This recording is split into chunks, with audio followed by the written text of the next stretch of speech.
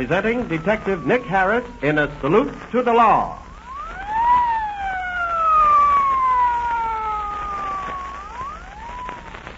Ladies and gentlemen, we again bring you Detective Nicholas B. Harris, chief of the internationally known Los Angeles Detective Agency, bearing his name in another dramatized true-life story proving to the youth of today the folly of committing crime.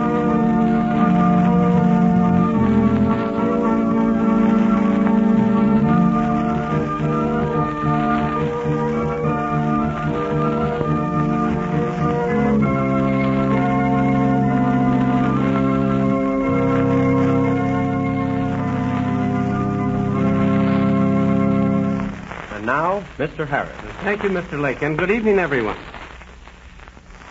Tonight I bring you the final chapter of the strange but true story of the Avenging Angel. Last week, a wealthy man under the assumed name of Mr. Collins called at my office. He explained that he wished to dedicate his life and fortune in helping others to avenge the wrongs perpetrated upon people who were unable, through financial reasons, to bring the wrongdoers to justice. It so happened that just that day I had received a mysterious phone call asking for help. On investigation, the call had been sent by a 10-year-old boy, Jimmy Newton, asking me to locate his father. His mother, Mrs. Newton, refused all information concerning the disappearance of her husband because she had been silenced by the men who were holding her. Mr. Collins and I then located this Jimmy at school. He told how his father had been working a mining claim and had been carried off by some men in a car with an Arizona license. Picked him up then at the school and took him in our car and took him to the Newton home. And as we approached that home, we saw a car shoot out of the driveway and turn the corner at great speed. We tried to follow. The car was lost in traffic. Returning to the house, we found the door locked. And looking through the window, we saw the body of a woman lying on the floor. Thinking that this was Mrs. Newton and that she had been murdered, I broke the glass in the front room window and entered. To our great surprise, Jimmy claimed that the woman lying on the floor was not his mother, that he had never seen her before. And just then, this strange woman regained consciousness. And we heard a noise in the next room. The door opened. Mom! What? Jimmy, is that your mother in the doorway? Sure it is. But gee, Mom, what happened? Never mind now, Jimmy. I'll tell you later. So you're Jimmy's mother, Mrs. Newton? Yes, and who are you? He's Mr. Collins, Mom. Yes, Mrs. Newton. Mr. Harris and I came to help you, if possible. Jimmy, have you been talking? Sure, Mom. They're going to help us. What's Jimmy been telling you? First, Mrs. Newton, who is this woman in the Davenport? Her name is Lee. Cora Lee. Why did she scream and faint when she saw you in the Oh, doorway? she was scared, I guess. Mr. Harris went to the drugstore, Mom, to phone for an ambulance. I don't think she's seriously hurt, Mrs. Newton. Oh, I'm glad. I thought I'd killed her. Who's that in the other car, Mom? What other car? The one that threw out of our driveway just before we got here. I don't know, Jimmy. I don't know anything about it. But gee, Mom, didn't you see the car? No, I didn't. That's funny. Did she come in that car? Jimmy, please. Mother doesn't want to talk about it. Jimmy, will you go outside and see if Mr. Harris is coming back? Sure, I'll go right now. Please forgive me, Mrs. Newton, when I say I'm your friend and that I only want to help you. Well, why should you? Because, well, just to repay others who helped me when I needed a friend. And it sounds mighty queer to me, but maybe you are on the level. All right. Only I don't know anything you can do. Well, Mr. Harris and I are going to help you find your husband. But you must help, too, Mrs. Newton, by telling us everything that's happened. All right. All right, I'll tell you. What about this other woman, Cora Lee? Who beat her up? I did. You? Yes, I did. I meant to kill her. But why, Mrs. Newton? Why did you want to kill her? Now, when she told me about Jim, then everything just went black and... Oh, look, she's coming, too. That's right. Listen, I'll go out in the kitchen until you get her away. Maybe that's best. Oh. Now, take it easy. Take it easy. Oh, where is she? Don't let her hit me again, Mrs. Newton is gone. There's nothing to be afraid of now, Mrs. Oh, where's Emile? Where's Philippe? Emile? Philippe? Yes, Emile, right here in Philippe Ortiz. Where are they? Men who brought you here? Yeah, sure. They brought me here. They were going to take me back to Jim. They haven't gone, have they? Yes, I'm afraid they have. Why, the dirty rats. Say, who are you? I never saw you before. How did you know my name? Collins is my name. I was sent out on this case. What do you mean, sent out on this case? Who sent you? Mr. Harris is back, Mr. Collins. The ambulance is coming, too. Ambulance? For you, Miss Lee, to take you to the hospital. I don't want to go to any hospital. Please, Miss Lee, don't make another. No, not me. I'm not going to a hospital. I'll run away. Oh. You see? Oh. Now, don't be foolish. Oh. You want to get well, don't you? Oh, yeah, sure. Then go to the hospital. There's nothing to be afraid of. You'll be treated with kindness and consideration, I promise you that. Yeah, but I got no money to pay for a hospital. That'll all be taken care of. How do you know? Never mind now. Just go to the hospital and get well. That's all you have to think about.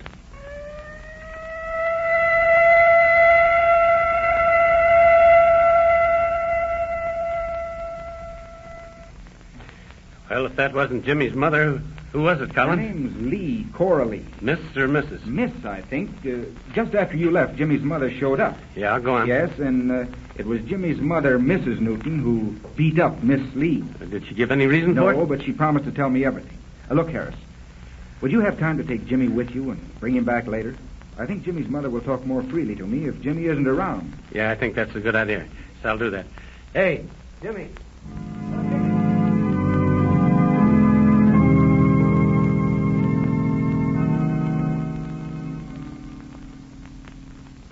Mrs. Newton, that these two men kidnapped your husband. Well, I don't know for sure whether Jim went with them willingly or was forced to go. But after Jim was in the car, one of the men Which said one? to me, the one with the German accent. He called me to the back door and threatened me. Threatened you? Well, he said if I tried to reach my husband or told anyone about his being gone, well, they'd grab Jimmy and I'd never see him again. Had you known these men before, Mrs. Newton? Yes, I saw them once when they were both working for my husband on his claim near Mojave. That was over a year ago. Your husband still had faith in this claim. Oh, yes, Mr. Collins. Do you suppose this German and Mexican were scheming to get your husband's claim away from him? Well, maybe they were. I don't know. Still, I couldn't figure out why Jim would go away and stay away without even letting us hear from him until the two men came here again today with that woman who calls herself Cora Lee. Well, what happened then? Well, I let them in, and I asked about Jim, and the German Riker answered. Your husband is good at health, Frau Newton? Si, senora. Only he don't want he should see you no more.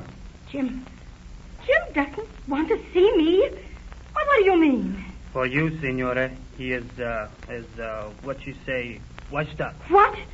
Oh, he couldn't be. No? Well, Jim told me differently. Well, who are you? This is Fräulein. I mean, Miss Lee, Frau Newton. Miss Cora Lee. Jim told you. Jim talked to you about me. Oh, sure, plenty. But I wanted to see for myself. Main thing I came for, though, is Jim's things. Jim's thing. Yeah, you know, his personal belongings. Said they were all in one closet. Did you bring in those suitcases, boys? Yeah, they're in the car. Come on, Philippe, and help me get them. So you've stolen my Jim away from me. I wouldn't say stolen, sister. You lost Jim before I ever laid eyes on him. I'm sorry for you, but how a little shrimp like you could expect to hold a he-man like Jim Newton is more than I can say. Well, you'll see. Little shrimp am I. You'll see. You'll find out. Put down that poker! Oh, please, don't hit me! Oh, Jimmy, I'll tell you. I'll be so brave. I'll beat you to a About this? miserable little... There is she. Santa Maria, what has happened? There's Cora.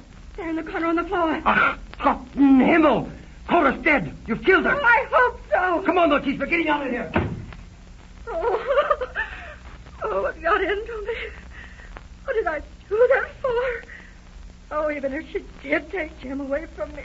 Oh, how can I do a thing like that? Why, it's murder, I tell you. It's murder. So that's how it was, Mr. Collins. I guess I was crazy for those few minutes. Will you go with me tomorrow to the hospital and see Cora Lee? Yes. Yes, I'll go with you, Mr. Collins.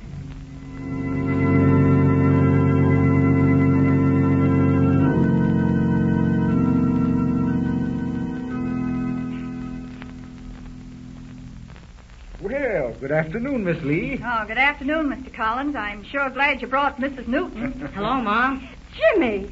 Well, I thought you were at school. What are you doing here? Mr. Collins brought me, Mom. He said Mr. Lee wanted to see me. He bought me these flowers, too, to bring to her. Look, Mom. Aren't they lovely? They're the nicest flowers I've ever had from anybody. Jimmy and I've been having a nice visit, haven't we, Jimmy? Swell. Now, look, Jimmy, we'll have lots more visits. But would you wait outside now while I talk with your mother and Mr. Collins? Sure, Miss Lee. Now, look, Mrs. Newton. Please let's not say anything about what happened yesterday. I had it coming, but it wasn't all my fault. They lied to me, Riker and Ortiz, about how things were between you and your husband, and I never knew anything about Jimmy. You'd better tell Mrs. Newton the whole story. I want to. Well, I did like Jim. I was crazy about him, but he never gave me a tumble. So Riker suggested that if you send his things out to him with word that you were through, well, I mean, if we brought them and told Jim that, why, then maybe I'd have a chance. But I know now that I never would have had. You've seen Jim these last 6 weeks. Yeah, in that new discovery camp 90 miles from the railroad north of Kingman. I was running a boarding house there. That's how I met your husband and his partners, Riker and Ortiz. But why didn't Jim write me? Oh, but he did. But he trusted Riker to mail the letters. Instead, Riker burnt them. I never realized until yesterday what Riker intended doing, and last night after the doctor attended me, why, I got to thinking about the risks Jim was running being mixed up with those two men. And I knew he had an offer to sell out his interest in the mine, and so Mr. Collins helped me send a wire to Jim advising him to take the offer and get back here as soon as he could.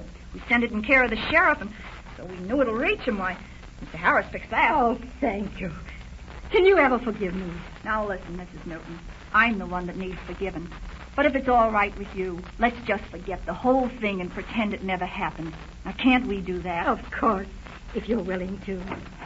Mom, Dad's here. Your father? Oh, he's here? Yeah. Can I bring him in, Miss Lee? Can I? Sure, Jimmy. Bring him in. Oh, Jim. Honey, gosh, I'm sure glad to see you and Jim again. Oh, Jim, darling. Now. I'm so glad to see you. You'll have to kind of excuse my wife, folks. She cries easy, always has, and we haven't seen each other for quite a while. But, Cora, what happened to you?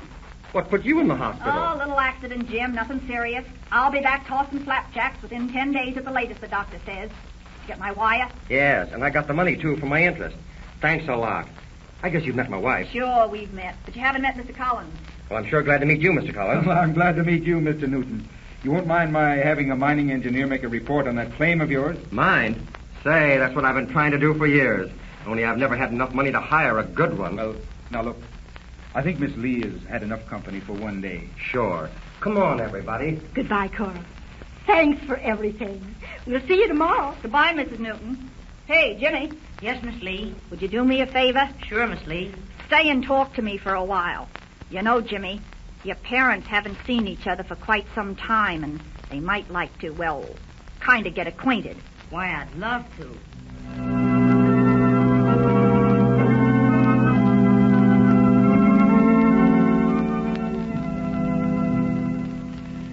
And so, ladies and gentlemen, ends the story that I have entitled The Avenging Angel Strikes Again. Thank you, Mr. Harris.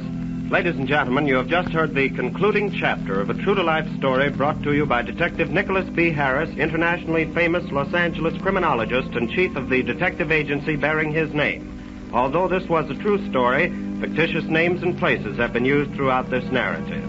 The story was dramatized for radio presentation by Ralph Burchard and as a Carolyn Cairo production. Those participating in the radio drama were Dorothy Wade, C. Andre Fox, Bob Polton, Carolyn Cairo, Calvin Ellison, and Charles E. Bender.